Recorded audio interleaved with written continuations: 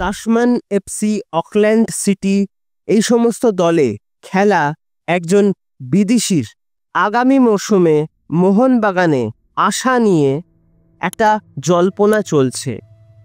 যে বিদেশির কথা বলছি তার বয়স 31 বছর এবং তিনি কিন্তু মূলত একজন সেন্টার ব্যাকেট প্লেয়ার, অর্থাৎ ডিফেন্সের প্লেয়ার। এবং দীর্ঘদিন ধরে যে জল্পনাটা চলছে, টম অলড্রেট সদ্য সমাপ্ত আইএসএল মরশুমে যে পারফরমেন্সটা তিনি করেছেন মোহনবাগানের হয়ে, এক কথায় বলতে গেলে অনবদ্য।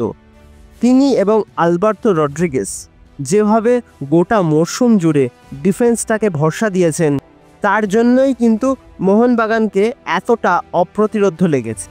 এই প্লেয়ারটি এত ভালো পারফরমেন্স করার পরও আগামী মরশুমে তিনি কি দলে থাকবেন না, সেটাও কিন্তু এখন পুরোপুরি কনফার্ম হয়ে বলা যাচ্ছে না। আমার কিন্তু টম অলড্রেট এবং আলবার্তো রড্রিগেজের জুটিটাই প্রথম পছন্দ।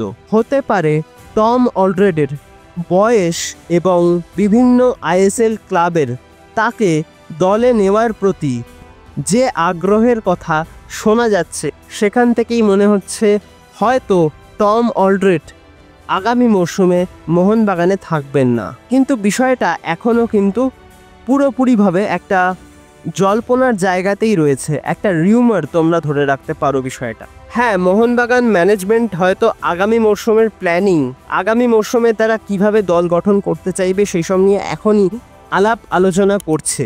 কিন্তু এত তাড়াতাড়ি, এত আগে থেকেই সত্যি কি বলে দেওয়া যায় যে টম অলড্রেট আগামী মরশুমে মোহনবাগানে থাকছেন না?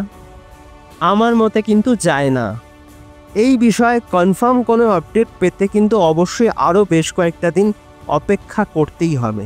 তবে একান্তই যদি এই ডিফেন্ডার আগামী মরশুমে না থাকেন, সেক্ষেত্রে এই যার কথা বললাম, যে নতুন বিদেশির কথা বললাম, ব্রায়ান কার্লটাক, 31 বছর বয়সী এই সেন্টার ব্যাক, যিনি কিন্তু বর্তমানে খেলছেন অস্ট্রেলিয়ান এ লিগে সেন্ট্রাল কোস্ট মেরিনার্সের হয়ে, যে বিদেশির আগামী মরশুমে মোহনবাগানে আশা নিয়ে একটা জল্পনা তৈরি হয়েছে, তখন কিন্তু সেই জল্পনাটা কতটা সত্যি বা আদৌ সত্যি কিনা বা পুরোপুরি সেটা একটা রিউমার কিনা, সেটা কিন্তু বোঝা যাবে।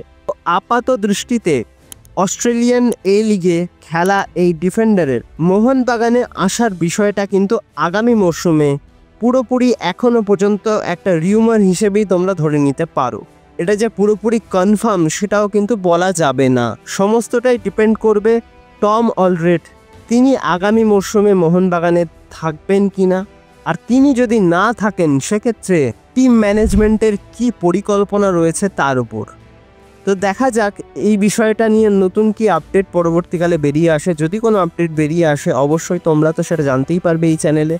তার জন্য তোমাদের কি করতে হবে, এই চ্যানেলটাকে সাবস্ক্রাইব করে রাখতে হবে। ভিডিওটা ভালো লাগলে লাইক, কমেন্ট, শেয়ার এবং সাবস্ক্রাইবটা অবশ্যই করে দিও। সাবস্ক্রাইবটা করে দিয়ে পাশের বেল অপশানটা প্রেস করে অবশ্যই অল অপশানটা প্রেস করে রাখবে, যাতে সমস্ত রকম নতুন ভিডিও নোটিফিকেশান তোমরা সবার আগে পেয়ে যাও যখনই আমি কোনো নতুন ভিডিও পোস্ট করব।